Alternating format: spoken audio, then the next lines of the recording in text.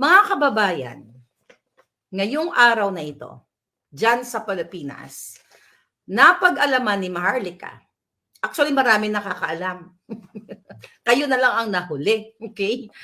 Na alam na ng Office of the President, alam na ni Marcos Jr., alam na ng Senate, okay? Alam na ng Senado, at teka lang, ito bagong papel to. Okay. Alam na ng Senado, alam na rin ng House of Representatives na ang ating pinakita sa inyong mga dokumento ay hindi AI. Bakit? My goodness. Yung pumirma po na investigation agent, napag-alaman natin, alam mo naman kahit sa loob ng Malacanang meron tayo talagang mga puting ahas na concerned. Concerned sila sa taong bayan. Concerned sila sa inyo. So napag-alaman natin, dated April 7. Here's the date. Okay? Sulat po ito. That's the date. Ayan, April 7, 2024. Ito po ay patotoo na indeed, itong mga dokumentong pinakita natin a few days ago ay hindi po, fold natin, ay hindi po AI.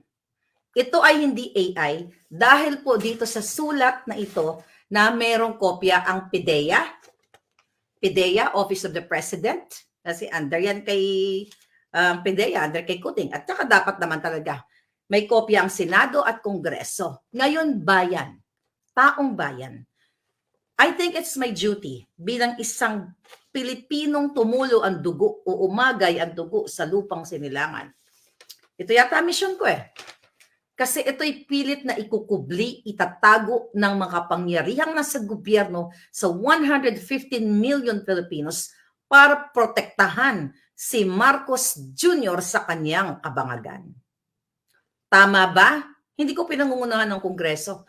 Kongreso, Senado, well, wala tayong aasahan sa Office of the President at PIDEA kasi hawak nila yan sa leeg. But I still have hope sa Kongreso at Senado. Kasi I believe may konti pang natitirang matino-tino dyan. Ngayong araw na ito mga kababayan, para tayong dear Ate Helen, di ba? Talagang kumakabog-kabog ang mga dibdib ninyo eh. Kasi gusto ko malumanay para manamnam natin ang istorya. Okay? Ngayong araw na ito mga hitad, ay sumulat ang pumirma itong investigation agent na ito ay, I believe, sulat niya ito, okay, sa Kongreso, Senado, at Office of the President, confirming na ang ipinakita ni Maharlika, okay, ay legit, hindi AI. Here, I will read the letter. Actually, ito yan mga pala, pinarin ko lang, ha? Okay? Ito po yung letter. To ang address Undersecretary Moro Virgilio M. Lazo, Director General of PIDEA. Okay? NIA, Northside Road, Barangay Piñahan, Quezon City. So sinulatan siya, Dear Undersecretary Lazo. Ayan. Greetings, sabi niya. Sir, the undersigned former investigation agent, which is dun sa sa papel natin na pinakita, is formally submitting himself to shed light on his alleged participation in the so-called PIDEA leaks concerning the documents presented by a certain Maharlika, a political blogger which this agency immediately debunks. Okay?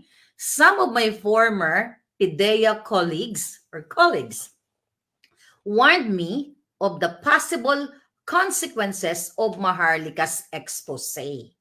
Kaya nga 'di ba sabi ko sa inyo noon, ayokong pinagtatakpan ko pa rin yung pangalan kasi ayokong ma-risk ang buhay nitong agent na to na wala namang kamalay-malay dahil lumusot ang papeles o itong yung papel na ito papunta sa atin dahil ang nag-leak sa atin nito ay nasa loob din naman ng gobyerno na nagmamahal sa inyo, na ayaw na nilang magkaroon ng pulboronic na presidente. But yung agent, walang kamuwang-muwang. Kaya still, pinoprotektahan natin siya hanggang sa magsalita siya talaga at willing siya magsalita. My channel is open. Tuloy po natin. Okay. The undersigned has no participation in any manner and does not know how the said person acquired it. That was me. Okay, the said person. Please be informed that immediately upon his reassignment from IIS, okay, IIS is Intelligence and Investigation Service, okay, to the RONCR. What is RO? Comment nga dyan, hindi ko na research.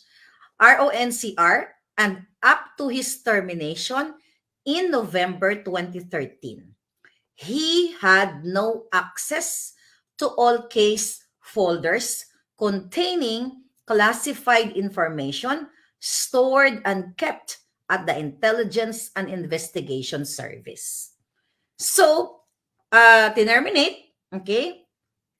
Terminate pala ito si Mr. Investigation Agent, okay? Kaya tapos doon sa department niya at inilipat dito sa RONCR, regional office. Thank you, Michael. Thank you.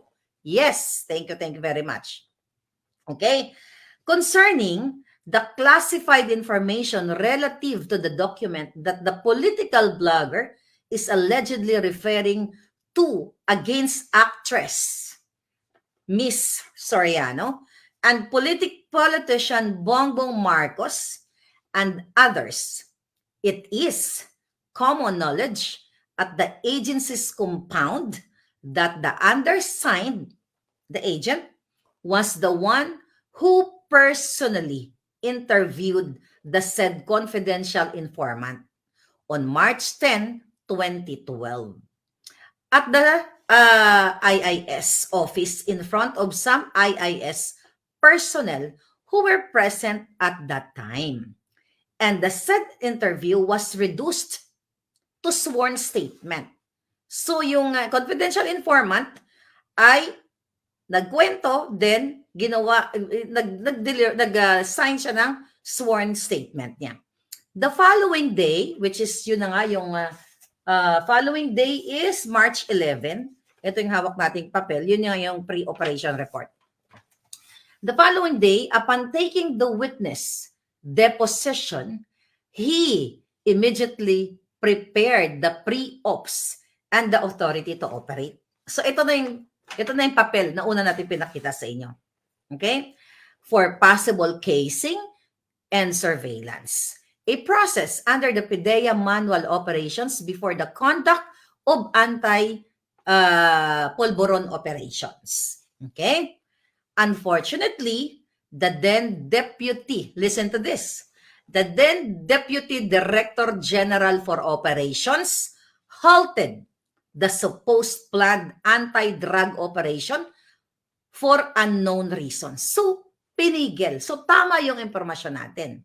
Diba? Na pinigil. Although hindi pa napapangalanan si Ochoa dito, pero yung Director General ay ipinigil o tinigil ang in-stop ang operation, ang pag-raid supposedly kay Terry at kay Kuting. Okay? Ngayon, tuloy natin. Following the guidelines on document security, all the acquired classified documents were securely placed in a folder with a blue cover sheet.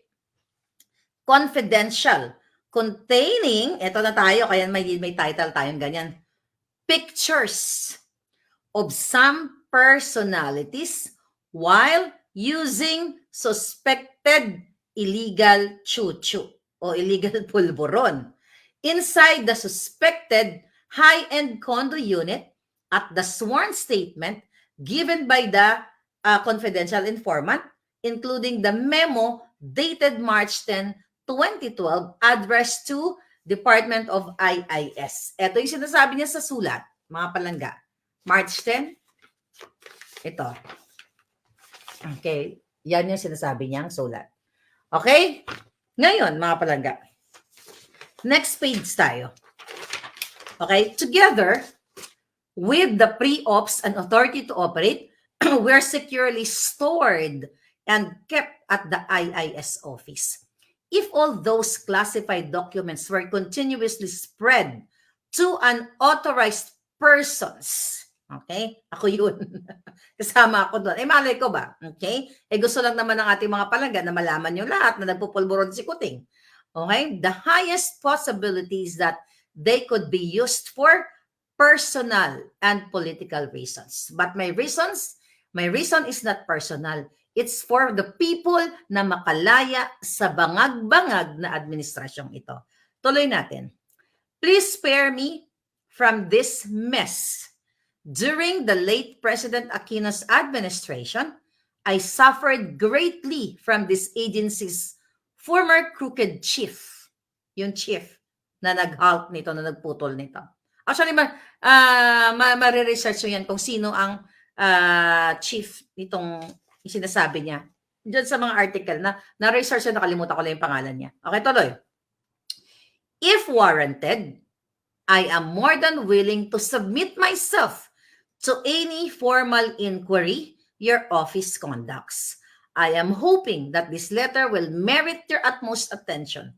Thank you and God bless. Sincerely yours, lovingly yours, the agent. So, pakita ko po sa inyo, katunayan, kailangan malaman ng taong bayan, ito po ay may kopya na ang presidente ninyong Kuting. May kopya na silang lahat. Ayan po yan. Okay? Ibig sabihin, nasa mga kamay ngayon ng presidente. Nasa mga kamay ng PDEA, pero yung dalawang yan, wala tayong aasahan dyan. Umasa tayo kahit papaano sa Congress and Senate na mga palangga na